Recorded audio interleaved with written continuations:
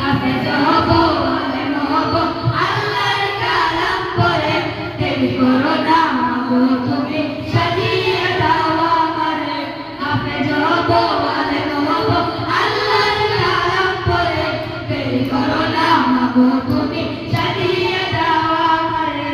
দশটি নেকি দেবেন দশটি নেকি দেবেন প্রভু একটি বড়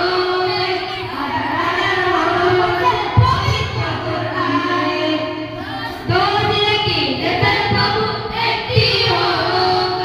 হাজার হাজার পবিত্র কোরআনে দুনিয়াবি শিক্ষা মাগো আসবে না কাজ খবরে দেরি করো